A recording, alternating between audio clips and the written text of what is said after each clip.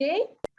Untuk panel yang pertama, iaitu yang berbahagia Profesor Dr. Sharifah Izzat Wan Putih yang merupakan pakar perunding kanan kesihatan awam UKM dan fellow utama bersekutu Pusat Kepimpinan Wanita Tun Fatimah Hashim. Ya. Dan Prof yang berbahagia Prof akan membentang tentang impak dari sudut pandang kesihatan, iaitu status terkini dan impak COVID-19 ke atas wanita dan kanak-kanak dari sudut kesihatan. Inilah tujuan utama kita, iaitu kita hendak mengenal pasti mangsa-mangsa COVID secara mangsa yang direct ataupun indirect di dalam pandemik kita pada hari ini. Saya mempersilakan Prof untuk pembentangan selama 20 minit. Dipersilakan. Terima kasih Madam MC. Boleh dengar? Saya mohon izin untuk share screen.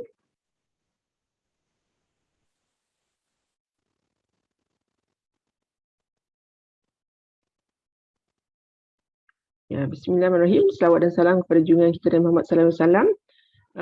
Hari ini adalah sambutan kita menyambut sambutan Hari Wanita Kebangsaan ke-59 di mana tema kita wanita berjuang menghapus COVID-19 dan juga saya ucapkan berbanyak terima kasih dan juga berbanyak dorongan yang telah diberi oleh Prof Emerita Tan Sri Datuk Sharifah Hapsah selaku Yang di-Pertua NCWO, Tan Sri Dr. Jamilah Mahmud dan juga Prof Dayang selaku pengarah PKW.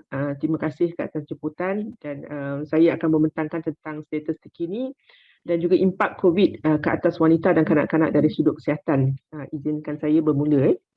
Jadi kalau kita lihat ini garis panduan pembentangan saya di mana kita akan bercerita tentang COVID dan wabak ke Malaysia, kesan COVID ke wanita dan juga kanak-kanak. Apakah keperluan masa hadapan dan apa yang telah dilakukan oleh kerajaan dan juga certain polisi yang terlibat dan juga kesimpulan. Jadi kalau kita lihat COVID dan kesan global, kita lihat impak ni datang begitu mendadak pada akhir tahun 2019. Saya ingat lagi everybody was quite, it was an urgency by WHO dan sebagainya. Kita lihat kesan ekonomi, sosial dan kesihatan ini telah berlaku daripada 2019 sekarang dah hampir hujung 2021. Banyak kesan ekonomi, sosial dan juga kesihatan telah berlaku kepada rakyat dan juga negara dan kita nampak ada kesan langsung, ada kesan tak langsung. Kesan langsung tu very obvious things like ekonomi, bilangan kematian, bilangan penyakit. Kesan tidak langsung termasuk juga benda yang kita sukar lihat. Sukar kira, bila kita sukar lihat sukar kira ni kadang-kadang kita sukar nak atasi. Jadi kesan dia mengambil masa yang panjang. Jadi ini can drag on. Jadi kita nampak dari segi statistik memang nampak banyak kematian, banyak yang meninggal, brought in dead dan juga of course ramai yang sakit dengan macam-macam kategori. Jadi kalau kita lihat impak wabak ni kepada dari segi pendapatan lah secara umum kepada rakyat, we can see that dari segi purata perbelanjaan isi rumah, perbelanjaan kewangan especially menurun daripada 3,500 lebih kurang, about 55% menurun sebelum kepada selepas PKP.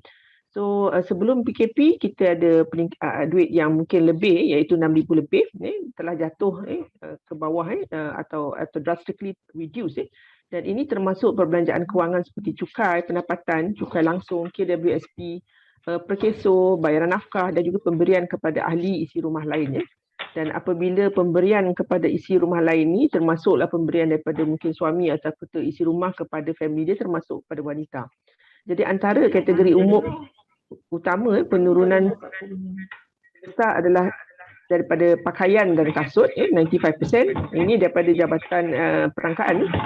Angkutan turun 89%, restoran dan hotel turun 86%, hiasan perkakasan penyelenggaraan isi rumah turun 72%. Jadi kategori lain yang turut terkesan seperti rekreasi, kebudayaan, minuman alkohol, rokok, perumahan, air, elektrik, gas dan juga bahan lain. Maknanya benda ni semua terlibat. Jadi kalau kita contohnya kita isi rumah wanita dan kita minta duit untuk belanja gas dan sebagainya, some of this will be impacted dan kita akan nampak kesan tu nanti akan berlaku benda lain pula. Kita akan ceritakan lain. So awal ni pun kita memang dapat lihat bahawa pendapatan daripada lelaki dan purchasing power, kita tak cukup purchasing power, pendapatan daripada lelaki dan wanita So kalau kita lihat wanita memang menerima gaji lebih rendah, ini bertambah parah setelah wabak. Kalau kita lihat median value dan juga average value, it is the same trend. Jadi walaupun ada sikitlah peningkatan tapi perbezaan ketara ni masih sangat berlaku. Perbezaan sedikit tu pasal peningkatan sedikit tu sebelum PKP lah. Lepas PKP memang everything drop. So kenapa benda ni berlaku? Mengapa perbezaan pendapatan berlaku? There's a lot of factors. So antara dia adalah masa kerja yang dialami oleh pekerja. Contohnya wanita selalunya dia tidak mahu bekerja lebih masa atau mengambil masa lebih panjang berbanding lelaki. Peluang untuk jadi pemimpin atau bergaji tinggi, peluang tu sangat kurang. Certain study shows that the glass ceiling effect, maknanya sampai satu tahap dia susah nak break the glass. Walaupun sebenarnya glass tu kalau ikut dari segi fizikal tak ada.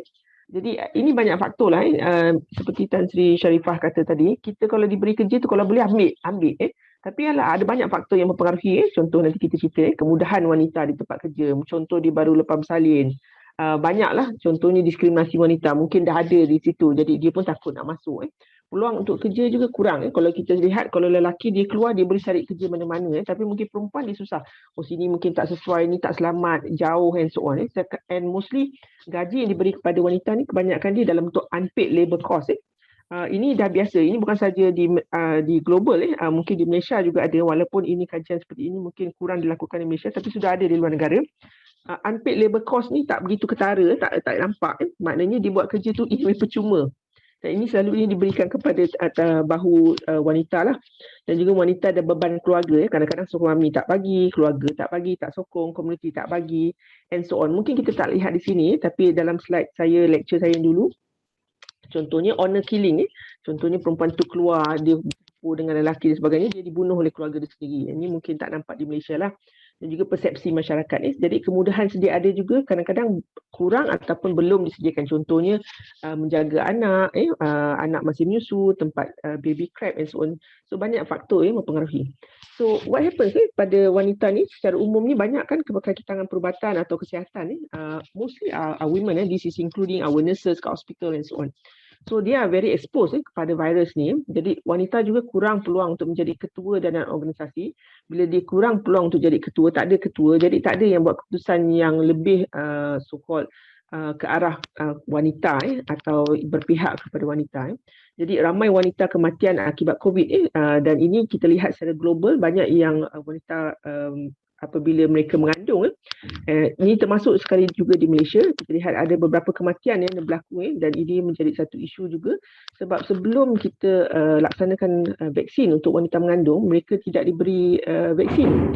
Jadi kita lihat banyak wanita yang bersalin yang sebelum salin pun mereka tak sempat melahirkan juga telah kematian. Jadi ini juga berlaku di kalangan wanita yang global dari segi warga emas. Mereka juga tinggi kematian dan juga kurang pendapatan. Jadi ekonomi kepada mereka ni juga terkesan.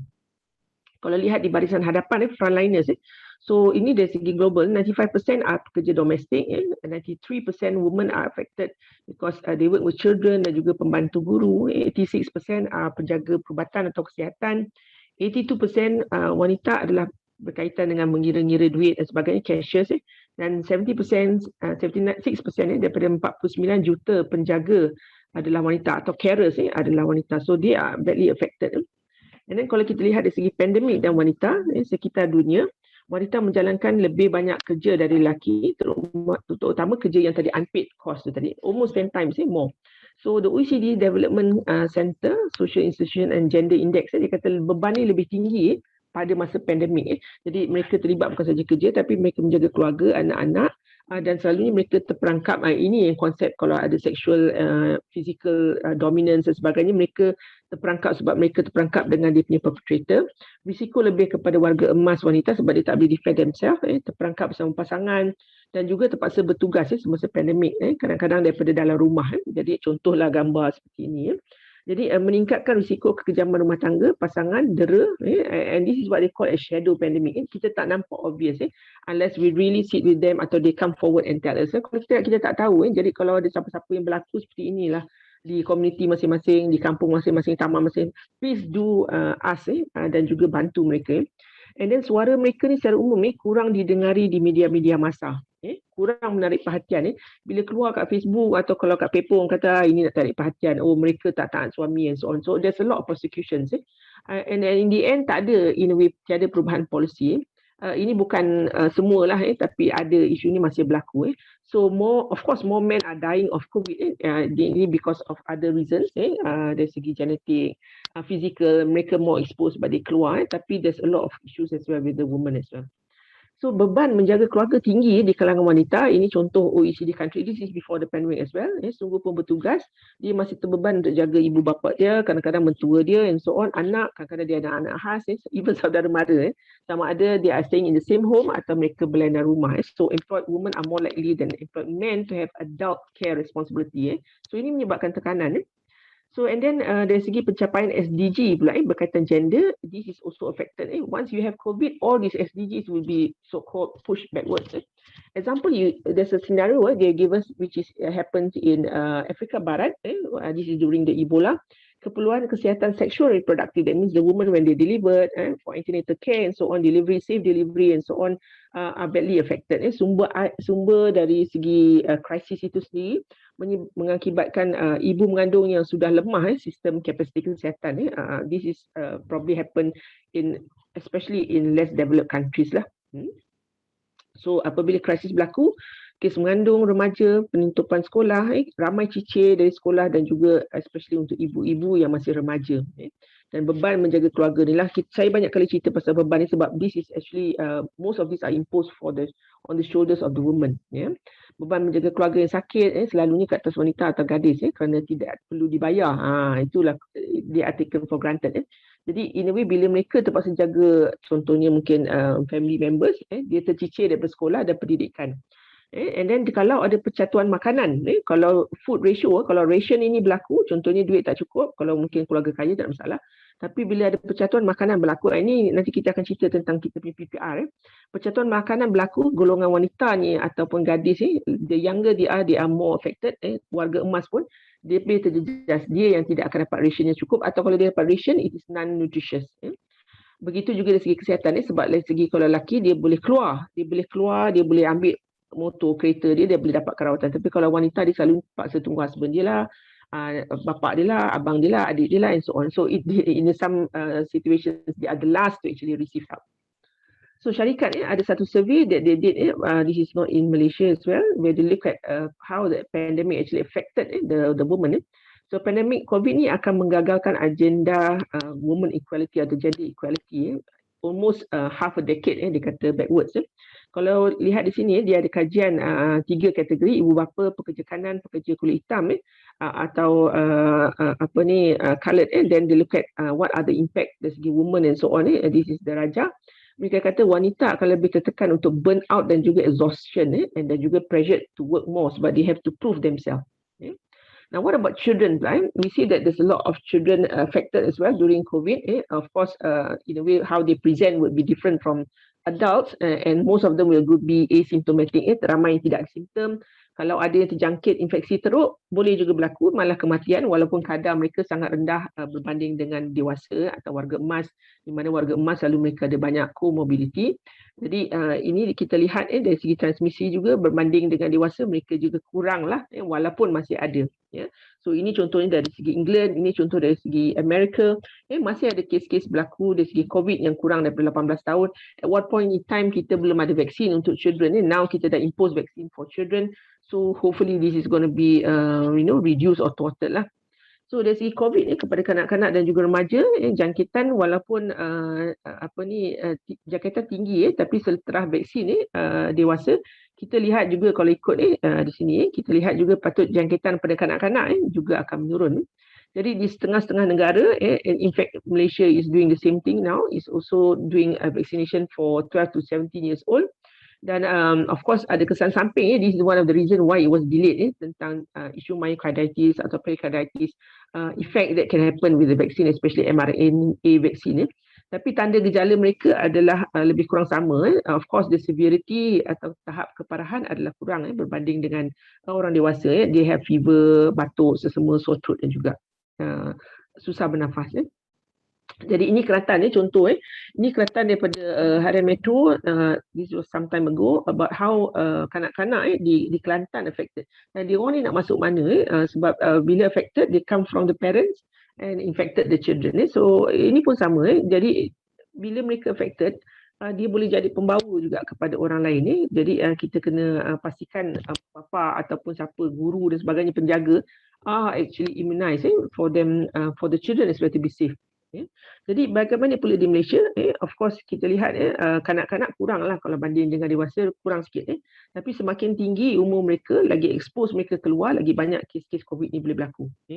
Jadi ini boleh berjangkit, dia boleh berjangkit daripada ibu bapa ataupun penjaga atau ahli komuniti lain. This is why very important untuk parents atau carer dia mendapatkan vaksin ni yang lengkap. So this is some of the breakdown ini daripada internet saja.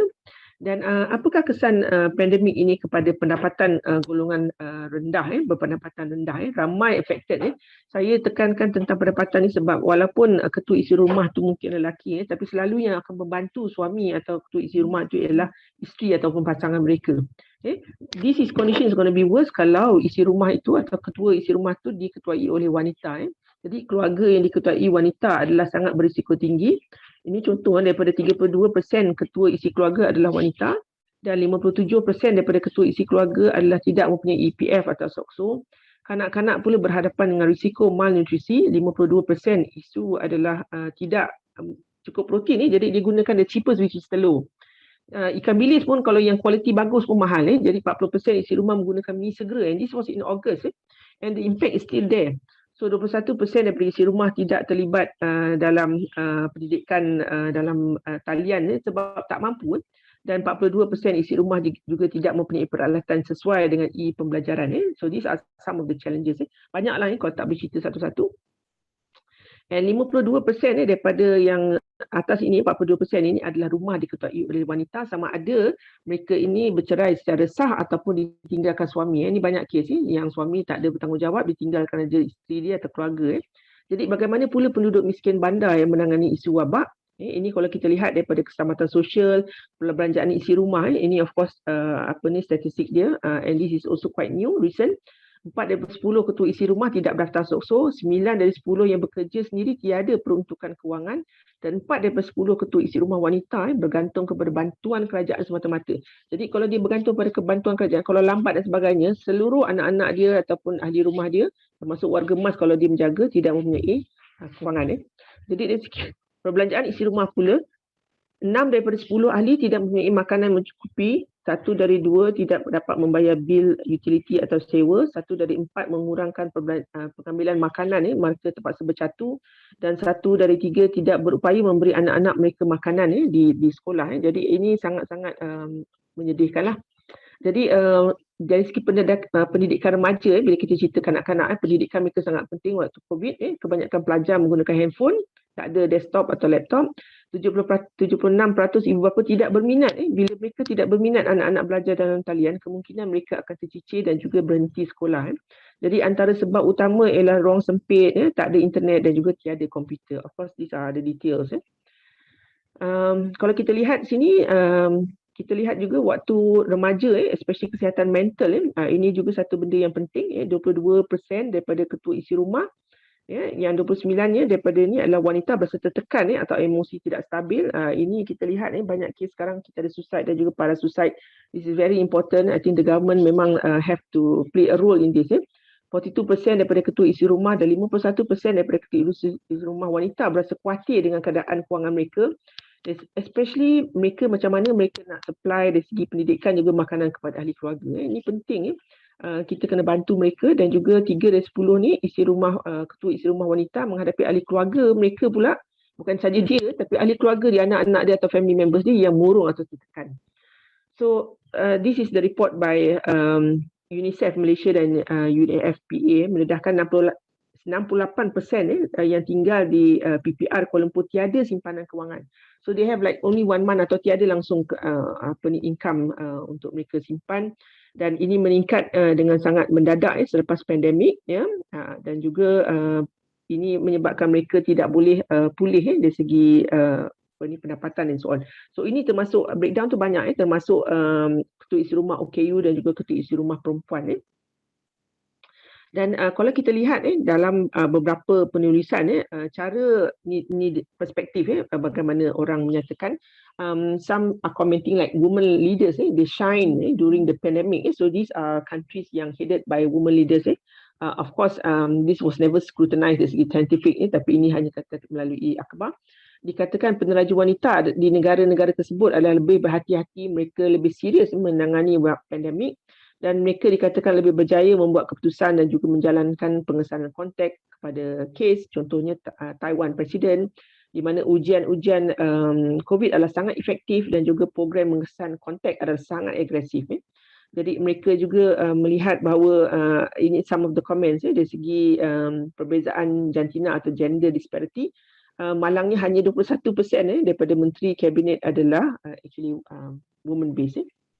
So ini adalah antara aktiviti-aktiviti yang telah dilaksanakan kerajaan untuk menangani isu-isu wanita, memberi empowerment kepada wanita. Saya tak akan go one by one. Tapi this is a lot. Cuma kita kena pastikan all this actually trickle down to the community and how to improve the community's punya empowerment as well. So ini banyak very interesting. Dan ada yang contohnya skim untuk seperti skim KWSP, skim Cakna and so on. So even universities are doing this, things like bantuan towel, food bank, especially for ibu tunggal and so on. Tapi itulah macam mana nak meningkatkan bukan saja waktu wabak, tapi selepas tu mereka boleh mandiri sendiri. Aktiviti-aktiviti yang telah dijalankan, statistik tentang dera isteri, bantuan sihat, where to call, this is very important, hubungan ini yang di mana kita terpaksa bantu wanita lain, sebab kalau mereka bercerita dengan kadang-kadang ketua kampung sebagainya, benda it will fall on deaf ears kadang-kadang. Jadi pemerkasaan undang-undang wanita, undang-undang telah ada, sebenarnya sudah ada, akta kekerasan contoh, akta kekerasan rumah tangga telah ada, telah dikuat kuasa, tapi kita cerita tentang jenayah kekerasan ni lebih sebab kerana COVID ni, jenayah kekerasan ini bertambah. Sangat prominent dan ini patut dibedung. Tapi itulah akta tu sudah ada. Jadi macam mana nak perketatkan lagi dan supaya ini tidak berlaku. Kadang-kadang wanita itu sendiri dia tak mahu pergi. Dia rasa macam kalau dia cerita pun no one will take this seriously. So we have to memperkasa not only for our women but it starts from the adolescents as well. So bila kita cerita kanak-kanak termasuk remaja perempuan, meningkatkan pendidikan remaja perempuan, hak dan matlamat hidup, of course it has to be combined. Kita tak boleh ikut template barat saja, it will never work. This has been commented a few times in the papers. It has to be guided by bukan saja moral, pendidikan seksual, biologi, tapi juga keperluan so-called agama atau moral. Tiap-tiap agama tu lain-lain. Jadi kalau kita ikut template barat, it will never happen. Very important for the next generation. Things like very, very simple diagram, infographic and things like that. Contohlah, of course these are the statistics tentang, ibu mengandung, termengandung, ada anak dah tak tahu nak buat apa, mereka panik and then bunuh atau buang and so on. So dari segi kesimpulan 20 minit saja. Jadi Malaysia masih lagi berhadapan tentang isu menangani wanita dan juga kanak-kanak, especially during wabak. This is very concentrated during wabak. Banyak faktor yang mempengaruhi isu ini, melibatkan a lot of policies, implementation, governance, pendidikan, kesihatan dan juga kewangan. Of course kerajaan banyak membantu and we hope with the new cabinet and the new foresight by the Prime Minister, this will improve. Masih lagi jauh perjalanan ke hadapan, antaranya melibatkan polisi, pemerkasaan wanita, pendidikan, kesihatan dan juga ekonomi. Sekian, terima kasih. Terima kasih Prof Sharifah. Banyak yang telah disampaikan oleh Prof. Dan saya ada di sini ada 7 poin yang saya telah catat iaitu perbezaan pendapatan lelaki dan wanita terlalu jauh lebih rendah kalau kita tengok pendapatan wanita. Wanita menjaga dan berjuang untuk selamatkan rakyat di Malaysia dan juga di dunia memang ramai frontliner, jururawat adalah sebenarnya dalam kalangan wanita. Kalau tak silap saya nak dekat 70%. Dan yang ketiga, beban menjaga keluarga selalunya di dalam tanggungjawab wanita, iaitu menjaga keluarga yang sakit secara percuma. Yang keempat, impak ekonomi telah memberi kesan negatif kepada kesihatan, terutamanya dari segi nutrisi kerana terpaksa berjimat. Yang kelima, kesihatan mental ya, beban kerja yang berlebihan, tanggungan ekonomi, ya, 3 daripada 10 ahli keluarga murung, ya. Dan yang keenam, keperluan peningkatan kepimpinan wanita. Ya, ianya memang sebenarnya kalau ikutnya research memang banyak scientific study yang mengatakan wanita memang dari segi sudut keprihatinan itu lebih tinggi. Maka janganlah hanya menyuruh wanita bekerja saja, tanggung itu tanggung ini, tapi perlulah diangkat sebagai pemimpin. Dan yang ketujuh, pemekasaan pendidikan remaja perempuan, dan saya nak tambah sikit remaja lelaki juga, ya, sama-sama untuk bekerjasama dan bukanlah biar sahaja wanita menanggung dan memperjuangkan terlalu banyak, ya, ketika COVID ini.